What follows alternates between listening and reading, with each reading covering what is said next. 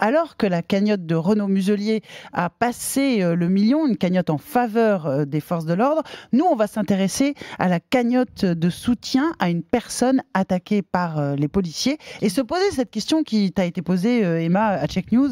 Est-ce que c'est légal d'ouvrir une cagnotte de soutien à une personne qui attaque les policiers ? Alors, on nous a beaucoup posé cette question cette semaine.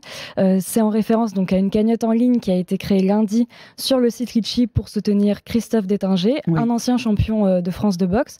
Vous avez peut-être vu la vidéo où il frappe un gendarme sur une passerelle à Paris pendant la dernière manifestation des Gilets jaunes samedi dernier. La scène est très impressionnante, elle a fait le buzz et Christophe Détinger a expliqué ensuite dans une vidéo avoir mal réagi après s'être fait gazer. Mais bon, les gendarmes ont porté plainte, lui il s'est rendu à la police. Il a été placé en détention provisoire dans l'attente de son procès le 13 février. Les gens ont décidé de le soutenir. Oui, et ils sont plutôt généreux. Mercredi, en début de matinée, la cagnotte atteignait environ 120 000 €. Oui. Un succès, donc, sauf que Litchi a décidé de clôturer la cagnotte en milieu de journée et de prendre la main sur l'argent récolté. Comment ça, prendre la main ?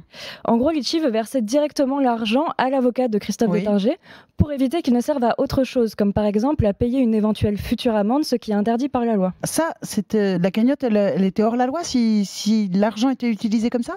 Alors, c'est vraiment difficile à dire parce que les explications données par Litchi ont l'air assez bancales. D'abord, avant la fermeture de la cagnotte, en pleine polémique, Litchi avait assuré sur Twitter que la cagnotte était bien légale et qu'il n'y avait pas de problème.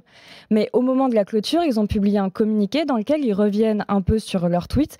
D'une, ils rappellent qu'il est illégal, effectivement, de faire une collecte pour aider à payer des amendes, des frais ou des dommages et intérêts, comme on vient de le dire. Par contre, il est possible d'aider à payer des honoraires d'avocat. Donc, si la cagnotte propose de payer une amende pour soutenir quelqu'un condamné, c'est illégal. Oui, voilà. Mais concernant notre cagnotte, enfin celle pour Christophe c'est pas la nôtre, Détinger. La description, cet argument ne tient pas trop en fait parce que la description de la collecte ne parle pas de payer des frais de justice, mais seulement de soutenir la famille de Christophe Détinger. Litchi a donc un peu réinterprété le sens de cette cagnotte, même si elle assure en avoir discuté avec celui qui l'a créée.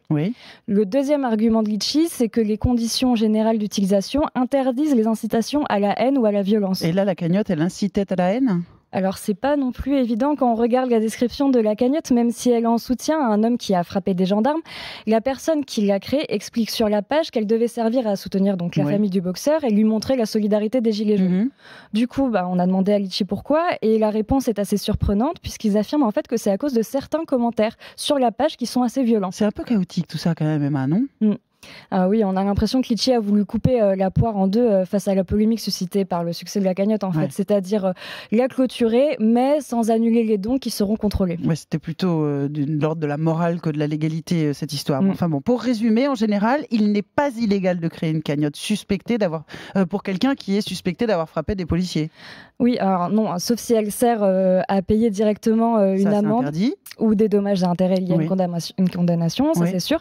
Nous avons par ailleurs demandé l'avis d'un avocat spécialisé en droit d'Internet, Anthony Bem, et il estime, lui, que la cagnotte est immorale mais pas illégale. Oui, c'est ça. Mais en fait, tant qu'il n'y a pas eu de jugement sur le sujet, il est difficile de trancher. Absolument. Bon, quoi qu'il en soit, la cagnotte, elle est arrêtée, la cagnotte en faveur de Christophe Détinger. L'autre continue par contre, si vous souhaitez toujours donner, mais alors c'est pour... je ne sais pas d'ailleurs si c'est l'autre camp, et c'est d'ailleurs assez étonnant qu'on en soit là.